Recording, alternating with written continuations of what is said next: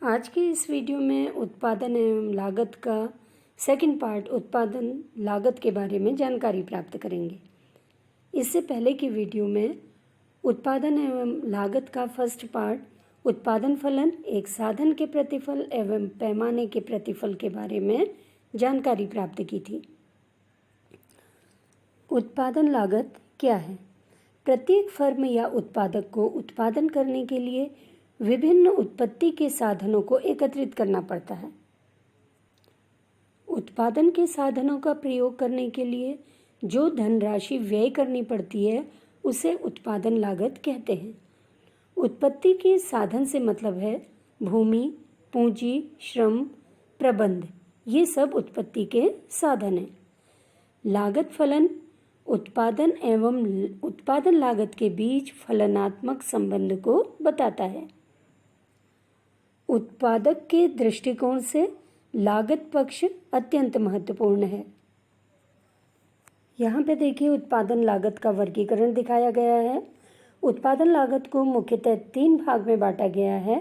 सबसे पहला है मौद्रिक लागत, दूसरा है वास्तविक लागत और तीसरा अवसर लागत। मौद्रिक लागत को फिर से 3 भाग में बांटा गया है, स्पष्ट लागत, सामान्य लाभ और अस्पष्ट लागत। फिर से देखिए उत्पादन लागत को 3 भाग में बांटा गया है, मौद्रिक लागत, वास्तविक लागत और अवसर लागत। मौद्रिक लागत को फिर से 3 भाग में बांटा गया है, स्पष्ट लागत, सामान्य लाभ और अस्पष्ट लागत। उत्पादन लागत या इसे प्रोडक्शन कॉस्ट भी कहते हैं। सबसे पहले देखिए मौद्रिक लागत। किसी वस्तु की एक निश्चित मात्रा का उत्पादन करने के लिए उत्पादन के साधनों को जो समस्त मौद्रिक भुगतान करना पड़ता है उसे मौद्रिक उत्पादन लागत कहते हैं। जैसे भूमि को लगान जो दिया जाता है मुद्रा के रूप में, पूंजी को ब्याज दिया जाता है मुद्रा के रूप में, श्रम को मजदूरी दी जाती है मुद्रा के रूप में दी जाती है, तो ये मौद्रिक लागत के अंतर्गत आते हैं। तो किसी उत्पादक द्वारा एक वस्तु के उत्पादन में किए गए कुल मुद्रा व्यय को मुद्रा लागत कहते हैं। या उत्पत्ति के साधनों को जो मुद्रा के रूप में भुगतान किया जा रहा है उसे मौद्रिक लागत कहते हैं। मौद्रिक लागत में जो मदें सम्मिलित हैं उनमें है सबसे पहले कच्चे माल पर व्यय, दूसरा श्रम की मजदूरी, तीसरा बड़े उपकरणों पर खर्च, इसी तरह से चौथा है भूमि का किराया, पूंजी पर दिया जाने वाला ब्याज, मशीनों की टूट फूट पर खर्च, यातायात व्यय, विज्ञापन व्यय, प्रबंध व्यय, ईंधन व्यय, बीमा कंपनियों को दी जाने वाली धनराशि और सामान्य लाभ मौद्रिक लागत में सम्मिलित मदें हैं। इन सब मदों का भुगतान मुद्रा के रूप में किया जाता है, इसलिए ये मदें मौद्रिक लागत के अंतर्गत आती हैं। इसमें जैसे विज्ञापन व्यय, जो उत्पादन हो रहा है उसके प्रचार के लिए जो भी खर्च करना पड़ता है वो विज्ञापन व्यय के अंतर्गत आता है। स्पष्ट लागतें, अस्पष्ट लागतें और सामान्य लाभ का योग कुल मौद्रिक लागत कहलाता है। तो इस तरह से कुल मौद्रिक लागत के अंतर्गत स्पष्ट लागतें, अस्पष्ट लागतें और सामान्य लाभ ये सब आते हैं। मौद्रिक लागत में सबसे पहला है स्पष्ट लागतें। स्पष्ट लागतें वे नगद भुगतान हैं जो फर्मों द्वारा बाहरी व्यक्तियों को उनकी सेवाओं तथा वस्तुओं के लिए किए जाते हैं।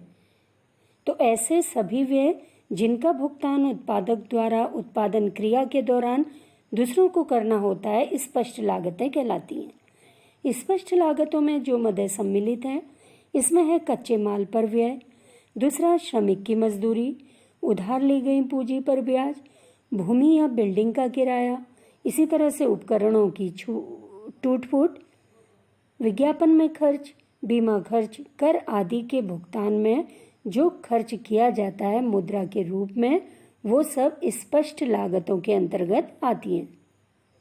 तो इस तरह से एक उत्पादक उत्पत्ति के साधनों की सेवाओं को खरीदने या किराए पर लेने के लिए जो खर्च करता है वो स्पष्ट लागतें कहलाती हैं। दूसरा मौद्रिक लागत है अस्पष्ट लागतें। उत्पादन की अस्पष्ट लागतें स्वयं के स्वामित्व एवं स्वयं के द्वारा लगाए गए साधनों की लागतें हैं। अस्पष्ट लागतों में उत्पादक के वो सभी खर्च सम्मिलित हैं जिनका उत्पादक को प्रत्यक्ष रूप से भुगतान नहीं करना होता है। अस्पष्ट लागतों में जो सम्मिलित मद हैं, इनमें पहला है स्वयं उत्पादक द्वारा प्रदान की गई सेवा की मजदूरी, उत्पादक की अपनी स्वयं की पूंजी का ब्याज, उस बिल्डिंग का किराया जो स्वयं उत्पादक का है, और चौथा प्रबंध एवं संगठन पर प्रदान की जाने वाली सेवाओं के ऊपर प्राप्त होने वाला सामान्य लाभ। तीसरा जो मौद्रिक लागत है, ये है सामान्य लाभ। उत्पादक को उत्पादन में बनाए रखने के लिए जिस न्यूनतम लाभ की आवश्यकता होती है, वह न्यूनतम लाभ सामान्य लाभ कहलाता है। यह न्यूनतम लाभ राशि यदि उत्पादक को प्राप्त नहीं होगी, तब वह उत्पादन कार्य बंद कर देगा और स्वयं भी एक वेतनभोगी बनने का प्रयास करेगा। तो इस तरह से उत्पादक को जो उसके लिए आवश्यक न्यूनतम लाभ है, वो जब तक प्राप्त हो रहा है तब तक वो उत्पादन करता रहेगा। दूसरी जो लागत है, यह है वास्तविक लागत। ये वास्तविक लागत का प्रतिपादन मार्शल के द्वारा किया गया। किसी वस्तु के उत्पादन में विभिन्न प्रकार के श्रमिकों को जो प्रत्यक्ष अथवा अप्रत्यक्ष प्रयत्न करने पड़ते हैं, अथवा साथ ही वस्तु के उत्पादन में प्रयोग की जाने वाली पूंजी को संचित करने में संयम अथवा प्रतीक्षा करनी पड़ती है, में सब प्रयत्न अथवा त्याग मिलकर वस्तु की वास्तविक लागत कहलाते हैं। तो इस तरह से किसी उत्पादन प्रक्रिया के अंतर्गत होने वाले कष्ट एवं त्याग वास्तविक लागत उत्पन्न करते हैं। अगला जो लागत है, यह है अवसर लागत। ऑस्ट्रियन अर्थशास्त्रियों ने वास्तविक लागत के विचार में संशोधन किया और उन्होंने वास्तविक लागत के स्थान पर अवसर लागत का प्रयोग किया। तो किसी वस्तु की अवसर लागत वह सर्वश्रेष्ठ विकल्प है जिसका उत्पादन उन्हीं उत्पत्ति साधनों द्वारा उसी लागत पर उस वस्तु के विकल्प के रूप में किया जा सकता है। अर्थशास्त्र का एक मौलिक सिद्धांत यह है, आर्थिक साधन आवश्यकताओं की तुलना में सीमित होते हैं। अतः किसी वस्तु के उत्पादन का अर्थ है दूसरी वस्तु या वस्तुओं के उत्पादन से वंचित होना, या किसी साधन के अवसर लागत का अभिप्राय उस साधन के दूसरे सर्वश्रेष्ठ वैकल्पिक प्रयोग में मिलने वाले मूल्य से है। तो इस तरह से किसी वस्तु की अवसर लागत वह सर्वश्रेष्ठ विकल्प है जिसका उत्पादन उन्हीं उत्पत्ति साधनों द्वारा उसी लागत पर उस वस्तु के विकल्प के रूप में किया जा सकता है। अवसर लागत का उदाहरण देखिए। मान लीजिए किसी व्यक्ति को अपनी योग्यता के कारण निम्नलिखित नौकरियां मिल सकती हैं। उसकी अपनी योग्यता के कारण या श्रम के कारण पहला है, उसे या तो डिग्री कॉलेज का प्रवक्ता पद मिल सकता है, उसका तनख्वाह है 80,000 रुपया महीना। बैंक ऑफिसर की नौकरी मिल सकती है, उसकी जो वेतन है वह 55,000 रुपया, या उसकी जो योग्यता है उससे वो बिजली विभाग का ऑफिसर भी बन सकता है, उसके लिए वेतन है 50,000 रुपया महीना। लेकिन ये वो इनमें उस पद का चुनाव करेगा जिसमें उसको ज़्यादा वेतन मिल रहा है। तो इस तरह से वो डिग्री कॉलेज के प्रवक्ता का पद लेगा क्योंकि उसमें उसे 80,000 रुपया महीना मिल रहा है। इस चुनाव के दो विकल्प हैं, परंतु इन दोनों पदों में श्रेष्ठ जो है ये 55,000 रुपये वाला पद है। बैंक ऑफिसर का पद है नीचे वाले दोनों पदों में से, तथा यही चुने गए पद की अवसर लागत कहलाती है। तो इस तरह से डिग्री कॉलेज के प्रवक्ता की अवसर लागत यहाँ पर कितनी हो गई? 55,000 रुपया। उत्पादन लागतों को दो भाग में बांट सकते हैं, अल्पकाल में उत्पादन लागत और दीर्घकाल में उत्पादन लागत। तो अल्पकाल में उत्पादन लागत दो तरह की होती है, स्थिर लागत और परिवर्तनशील लागत।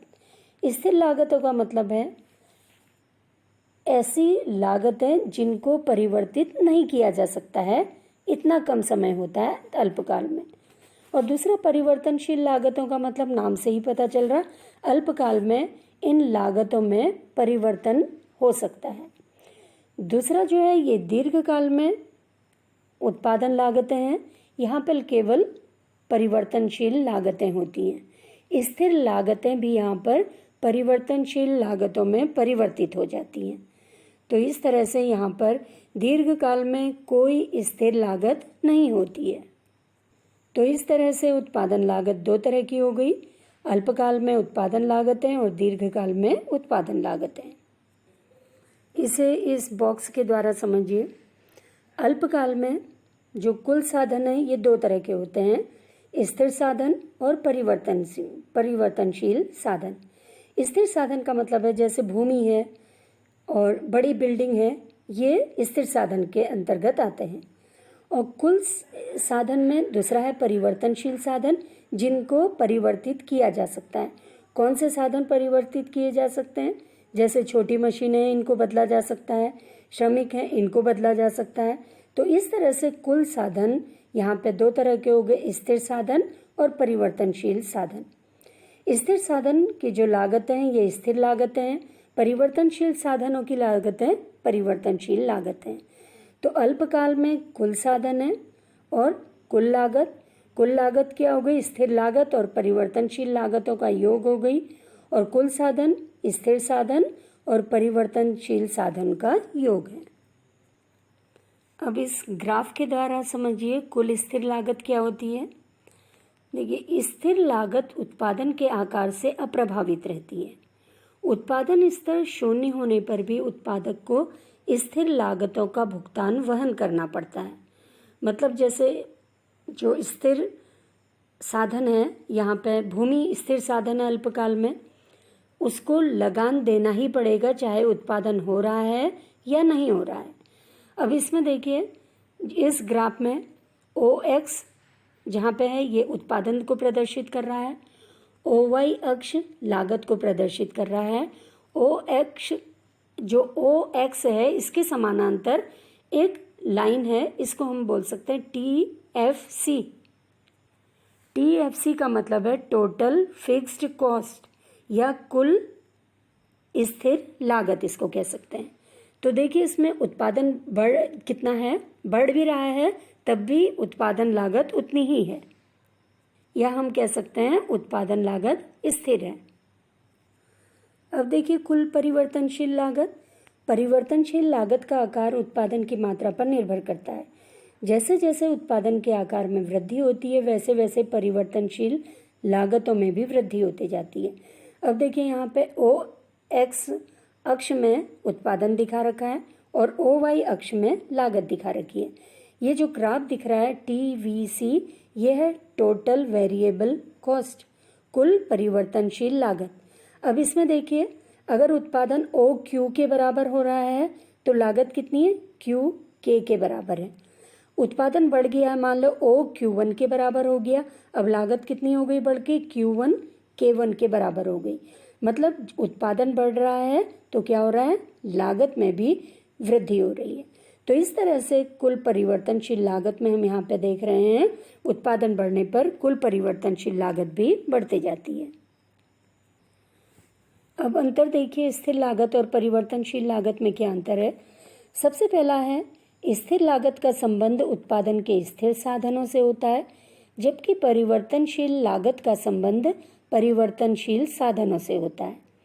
दूसरा, स्थिर लागत उत्पादन की मात्रा के परिवर्तन से नहीं बदलती, अर्थात उत्पादन आकार घटने या बढ़ने पर भी कुल स्थिर लागत में कोई बदलाव नहीं आता। परिवर्तनशील लागत उत्पादन की मात्रा के परिवर्तन से बदलती है, यानी उत्पादन आकार बढ़ने पर कुल परिवर्तनशील लागत बढ़ती है तथा उत्पादन आकार घटने पर यह घटती है।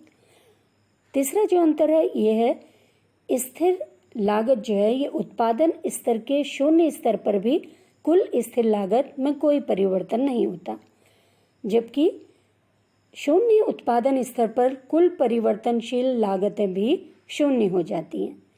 इसी तरह से अगर हम इसका ग्राफ देखें, कुल स्थिर लागत का वक्र X अक्ष के समांतर होता है, जबकि जो कुल परिवर्तनशील लागत का वक्र है ये S आकृति का होता है।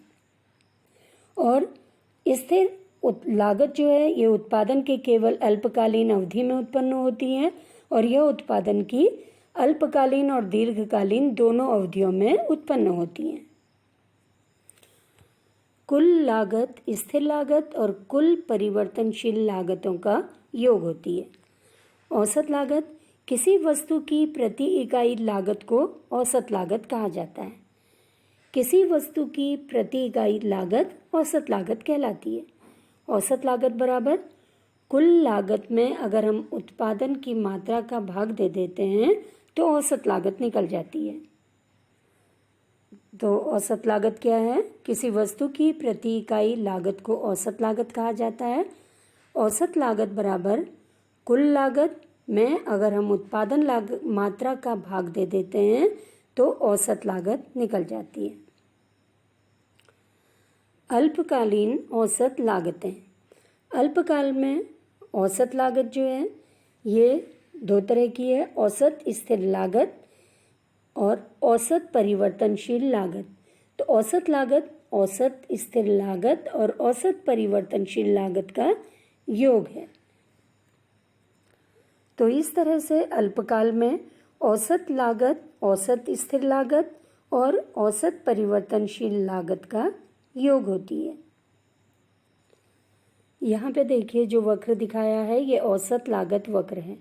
यहाँ पे x अक्ष में उत्पादन दिखा रखा है और y अक्ष में लागत दिखा रखी है। तो औसत लागत वक्र लगभग U शेप का आता है। तो इसका मतलब क्या है? जैसे जैसे शुरू में उत्पादन बढ़ता है लागत कम होती जाती है। एक स्थिति ऐसी आती है जब लागत लगभग थोड़ा स्थिर रहती है, उसके बाद उत्पादन बढ़ने पर ग्राफ ऊपर की ओर को जा रहा है। इसका मतलब लागत बढ़ते जा रही है। शुरू में ग्राफ नीचे को आ रहा है, इसका मतलब लागत कम हो रही है, उत्पादन बढ़ रहा है। और ग्राफ ऊपर को जाने का मतलब उत्पादन बढ़ने के साथ साथ लागत भी बढ़ रही है।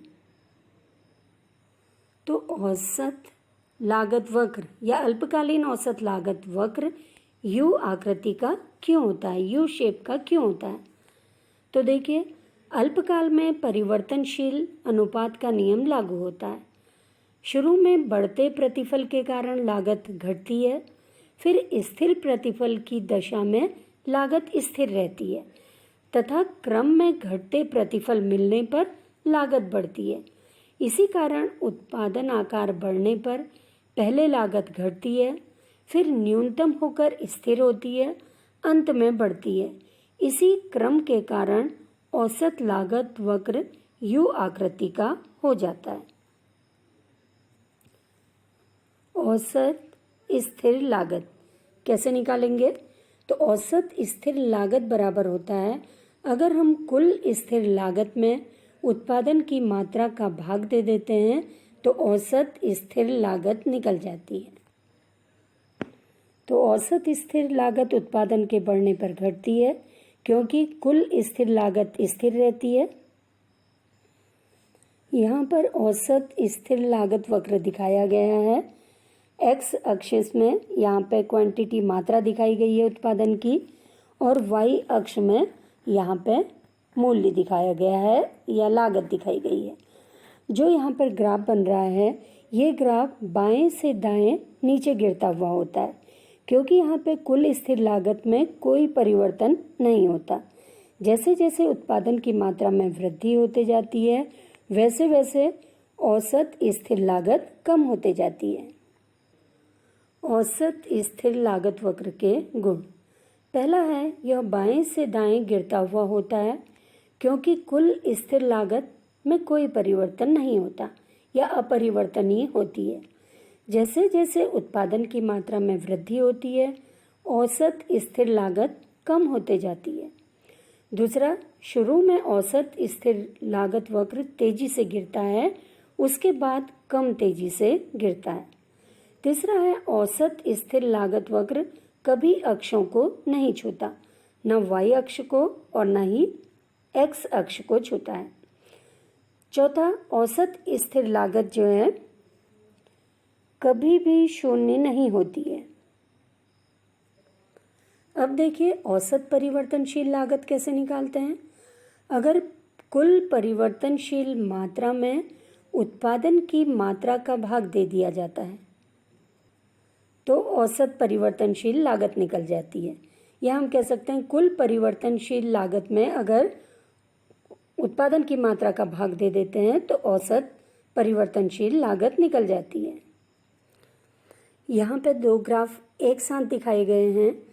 पहला जो यू शेप का है, बैंगनी रंग से दिखाया गया है, ये औसत परिवर्तनशील लागत को दिखा रहा है। ये यू शेप का है। यू शेप का मतलब है जैसे जैसे उत्पादन शुरू में बढ़ रहा है लागत कम हो रही है, निम्नतम बिंदु पे थोड़ी स्थिर हो जाती है, उसके बाद उत्पादन बढ़ने पर लागत भी बढ़ते जाती है, ग्राफ क्योंकि ऊपर को जा रहा है। जो दूसरा ग्राफ है काले रंग से दिखाया गया है, ये औसत उत्पादकता ग्राफ है। ये उल्टे यू शेप का है। उल्टे यू शेप का मतलब इसमें जैसे जैसे उत्पादन बढ़ रहा है लागत भी शुरू में बढ़ रही है। उच्चतम बिंदु में आने के बाद स्थिर रहने के बाद थोड़ी देर उत्पादन लागत जो है यहाँ पर कम होते जाती है। तो यहाँ पे औसत जो उत्पादकता है ये कम होते जा रही है क्योंकि ग्राफ नीचे को गिर रहा है। सीमांत लागत, एक अतिरिक्त इकाई का उत्पादन करने से कुल लागत में जितनी वृद्धि होती है उसे उस इकाई विशेष की सीमांत लागत कहा जाता है। सीमांत का मतलब है एक अतिरिक्त। तो इस तरह से एक अतिरिक्त इकाई का उत्पादन करने से कुल लागत में जितनी वृद्धि होती है उसे उस इकाई विशेष की सीमांत लागत कहा जाता है। सीमांत लागत या मार्जिनल कॉस्ट कहा जाता है। इसको हम एक उदाहरण द्वारा समझ सकते हैं। उदाहरण यहाँ पे दिया है, देखिए। यदि 10 इकाई के उत्पादन की कुल लागत 1000 रुपया है, एक इकाई और उत्पादन की जा रही है तो अब 11वीं इकाई की कुल लागत कितनी हो गई? 1250 हो गई। तब 11वीं इकाई की सीमांत लागत कितनी हो गई? जो कुल लागत है इसमें से पहले की लागत को घटा देंगे, 1250 में से 1000 घटा देंगे तो कितना आ जाएगा? 250। तो इस तरह से 250 रुपया क्या हो गया? जो 11वीं इकाई है इसकी सीमांत लागत आ गई है। तो 11वीं इकाई की सीमांत लागत 250 रुपया होगी। तो इस तरह से कह सकते हैं जब नई 11वीं इकाई तैयार हो रही है उसके लिए जो लागत है वो कितनी हो गई? 250 रुपया। सीमांत लागत केवल परिवर्तनशील लागतों पर निर्भर करती है, स्थिर लागतों पर नहीं। अर्थात सीमांत लागत का संबंध केवल परिवर्तनशील लागत से होता है, स्थिर लागत से नहीं होता। इस ग्राफ में औसत लागत और सीमांत लागत के संबंध को हम समझ सकते हैं। सबसे पहले देखिए, शुरू में जब औसत लागत वक्र गिरता है तब सीमांत लागत वक्र एक सीमा तक गिरता है, किंतु एक अवस्था के बाद सीमांत लागत वक्र बढ़ना शुरू हो जाता है जबकि औसत लागत वक्र गिरता रहता है। इस प्रकार घटती औसत लागत की दशा में सीमांत लागत सदा औसत लागत से कम होती है। इसी तरह से जब सीमांत औसत लागत कम होती है, न्यूनतम होती है, तब सीमांत लागत वक्र औसत लागत वक्र को नीचे से काटता है। अर्थात न्यूनतम औसत लागत सीमांत लागत के बराबर होती है। इसी तरह से जब औसत लागत बढ़ता है तो सीमांत लागत वक्र औसत लागत से ऊपर होता है। तो औसत लागत और सीमांत लागत में संबंध को दोबारा समझिए। पहला, दोनों की गणना उत्पादन की कुल लागत के द्वारा की जाती है।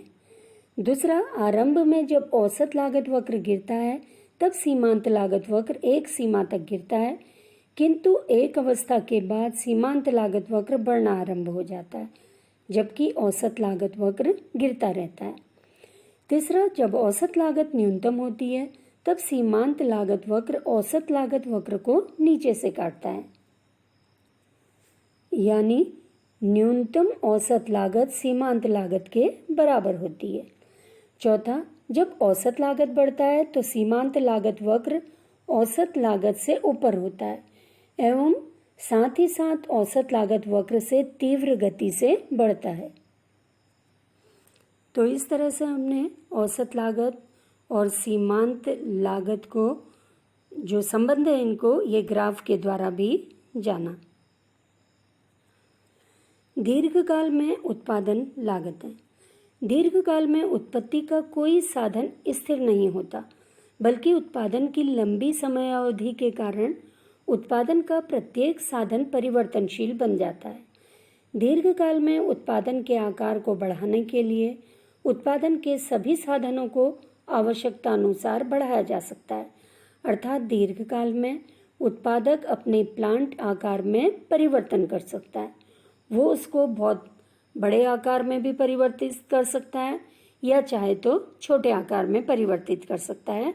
मतलब उत्पत्ति का हर साधन परिवर्तनशील हो जाता है, क्योंकि दीर्घकाल में इतना समय है कि कोई भी साधन, स्थिर साधन भी परिवर्तनशील हो सकता है। अब दीर्घकालीन लागतें 3 तरह की होती हैं: दीर्घकालीन कुल लागत, दीर्घकालीन औसत लागत और दीर्घकालीन सीमांत लागत।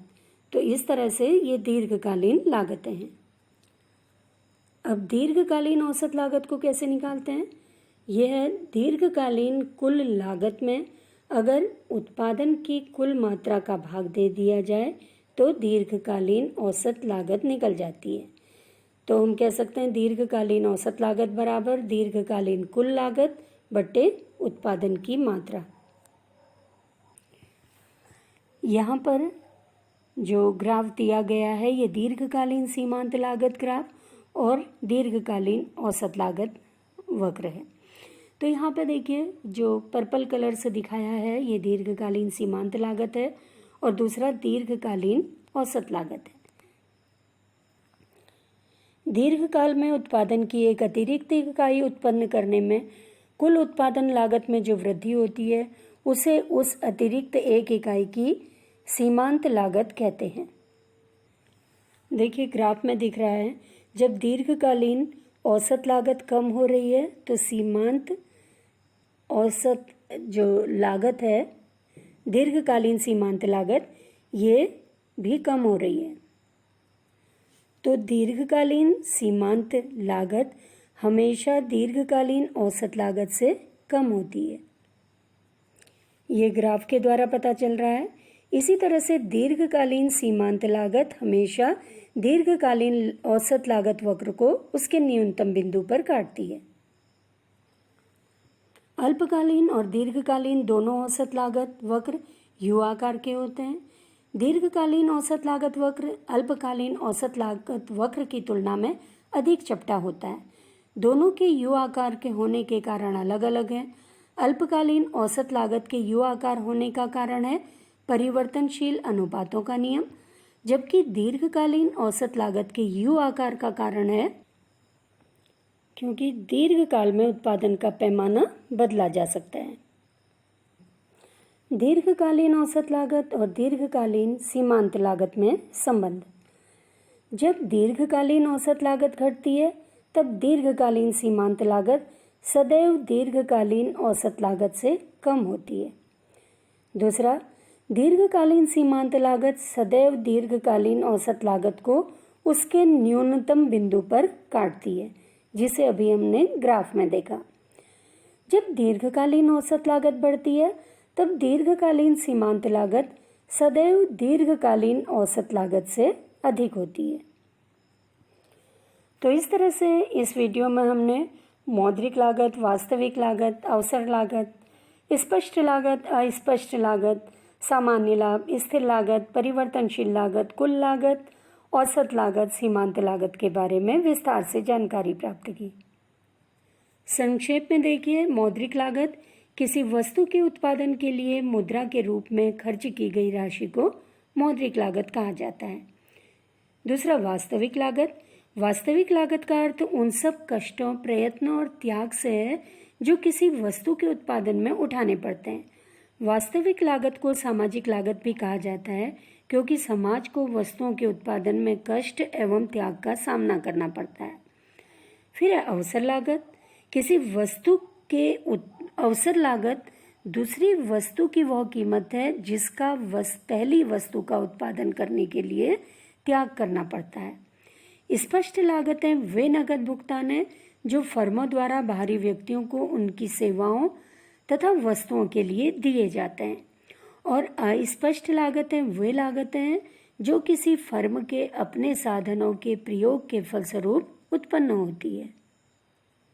सामान्य लाभ से मतलब है उत्पादक को उत्पादन में बनाए रखने के लिए न्यूनतम लाभ की आवश्यकता होती है, उसे सामान्य लाभ कहते हैं।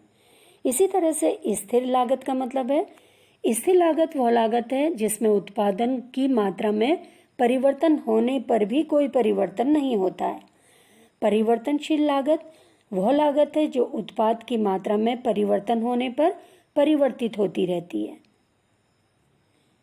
कुल लागत किसी वस्तु की एक निश्चित मात्रा का उत्पादन करने के लिए उत्पादक को जितने कुल व्यय करने पड़ते हैं उनके जोड़ को कुल लागत कहते हैं।